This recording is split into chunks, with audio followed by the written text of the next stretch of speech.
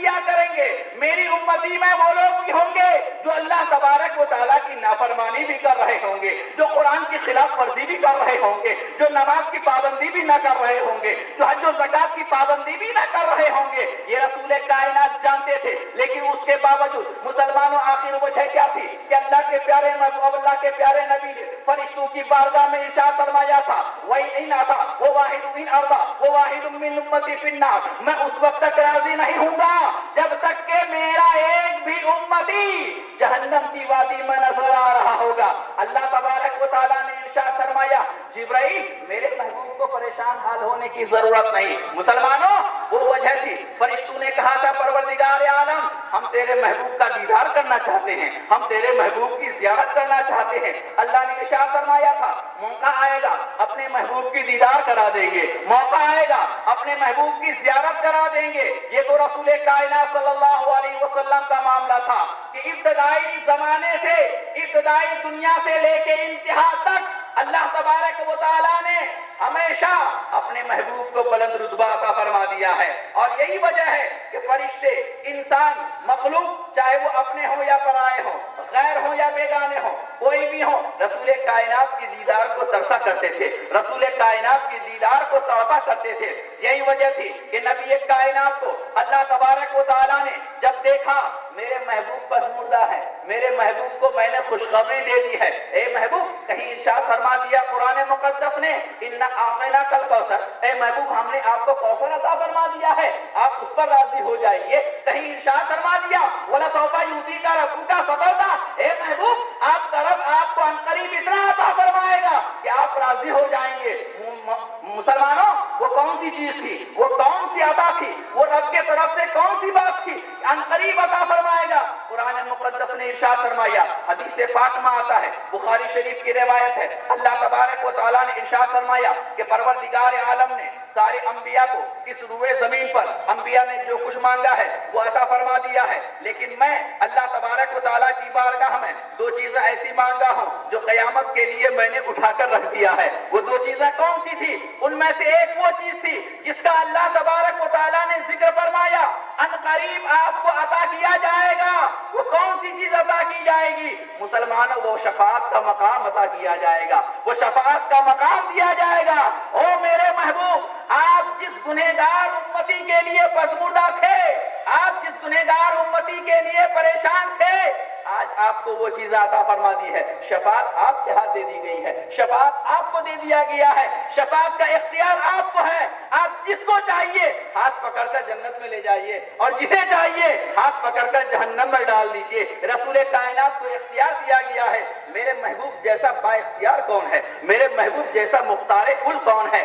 اللہ کے پیارے نبی نے تو خود ارشاد فرمایا ہے، مشکات شریف کی حدیث ہے، حضرت معاویہ رضی اللہ تعالی عنہ سے مروی ہے، حضرت معاویہ ارشاد فرماتے ہیں، قال قال رسول اللہ صلی اللہ تعالی علیہ وسلم، نبی کائنات نے ارشاد فرمایا ہے، انما یرید اللہ بہ یفقهہ، انما یرید اللہ بہ خیرا یفقهہ فی الدین وانا قاسم واللہ موتی۔ اللہ تبارک و تعالی جب کسی بندے سے بھلائی کا ارادہ فرماتا ہے تو اللہ تبارک و تعالی ان لوگوں کو دین کا فقیہ بنا دیتا ہے، دین کی سمجھ عطا فرما دیتا ہے۔ سرکار نے ارشاد فرمایا، میں تقسیم کرنے والا ہوں اور اللہ تبارک و تعالیٰ دینے والا ہے۔ قیامت کے دن شفاعت مجھے دی جائے گی، میں اپنے محبوب امتی کی سفارش کر دوں گا، پروردگار عالم قبول فرما لے گا۔ مسلمانوں جب حضرت جبریل امین نے اللہ تبارک و تعالیٰ کی بارگاہ میں جا کر عرض کیا، پروردگار عالم میرا محبوب اس لیے پسماندہ ہے کہ روزانہ کوئی نہ کوئی مسلمان ہوتا تھا، لیکن آج کوئی مسلمان نہیں ہوا ہے، اے پروردگار عالم اس بنیاد پر اس خاطر تیرے محبوب کی پسماندگی آئی ہے۔ اللہ تبارک و تعالیٰ نے ارشاد فرمایا، جبرائیل 70,000 فرشتوں کو ساتھ لے لو۔ کتنے فرشتوں کو؟ 70,000 فرشتوں کو ساتھ لے لو۔ پروردگار عالم جانا کہاں ہے؟ اللہ تعالیٰ نے ارشاد فرمایا، میرے محبوب کی خیر مقدم کے لیے جانا ہے۔ حدیثوں میں آتا ہے، حضرت جبریل امین 70,000 فرشتے لیتے ہیں، اللہ تبارک و تعالیٰ کی بارگاہ میں دستہ بستہ عرض کرتے ہیں، پروردگار عالم 70,000 फरिश्ते मेरे साथ आ गए हैं, अब करना क्या है? अल्लाह ने इरशाद फरमाया, जिब्राइल जन्नत में चले जाओ। रसूल को लेने के लिए इस दुनिया में आना चाहिए था, लेकिन परवरदिगार आलम ने फरमाया, जिब्राइल पहले जन्नत में चले जाओ। ए परवरदिगार आलम, जन्नत में जाकर क्या करना है? अल्लाह ताला ने इरशाद फरमाया, जिब्राइल चले जाओ, 40,000 सवारी जन्नत की फलावादी में है और एक से एक खूबसूरत है, उनमें जो सबसे ज्यादा खूबसूरत हो मेरे महबूब के लिए सवारी बना दो, मेरे महबूब के लिए ले आओ। अब हजरत जिब्रील यामी है, साथ में मिकाइल अलैहिस्सलाम भी है, फरदाइल अलैहिस्सलाम भी है, इसराफिल अलैहिस्सलाम भी है, इज़राइल अलैहिस्सलाम भी है। सब इबादत इलाही को छोड़कर फरमाने इलाही के मुताबिक जन्नत में चले जा रहे हैं। हजरत जिब्रील यामी आगे आगे हैं, पीछे पीछे 70,000 का काफिला है। मुसलमानों, वजह क्या थी? अगर अल्लाह तबारक व तआला चाहता,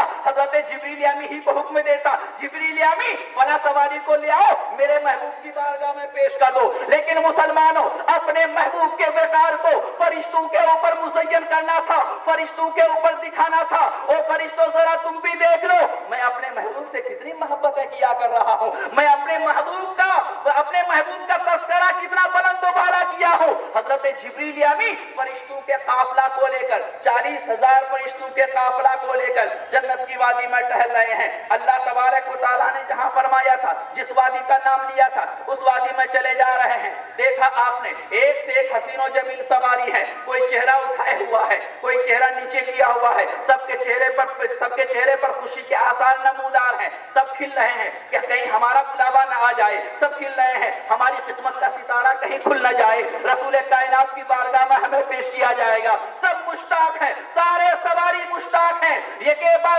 हजरत जिब्रील यामी 40,000 सवारियों के पास से गुजरता है। जब इंतहा तक पहुंचे, आखिर में पहुंचे, तो देखा एक सवारी है जिसका चेहरा न तो आसमान की तरफ है, न तो उसका चेहरा खुशो खुर्रम है, चेहरा निगाह जमीन की तरफ टिकाई हुई है। वो सवारी है जिसकी आंखों से आंसू के कतरात जारी है। मुसलमानों, जिब्रील यामी उस सवारी के ऊपर अपना दस्ते मुबारक रखा है, रखने के बाद इरशाद फरमाया है, ए सवारी जरा बता तो सही, सबके चेहरे के ऊपर, किसी के चेहरे के ऊपर पसमुर्दगी नहीं है, सबका चेहरा हसास नजर आ रहा है, सबका चेहरा खुशी से झूम रहा होता है। आखिर वजह क्या है कि आखिर तुम क्यों परेशान हाल हो, तुम्हारी आंखों से आंसू के कतरात क्यों जारी है? मुसलमानों, उस सवारी के अकीदे को देखो, उस सवारी की मोहब्बत को देखो, और मोहब्बत पर कुर्बान जाने का मकाम है। मुसलमानों, आज हमारा मामूल क्या है? रसूल कायनात की महफिल में हम बैठे हैं, पूरे गर्दो नवा से हैदराबाद और कुर्बो जवार के लोग यहाँ बैठे हुए हैं, और सब कहीं यही इरादा ना हो हम आए हैं मौलाना की तकरीर सुनेंगे, लच्छेदार तकरीर होगी, और घर जाकर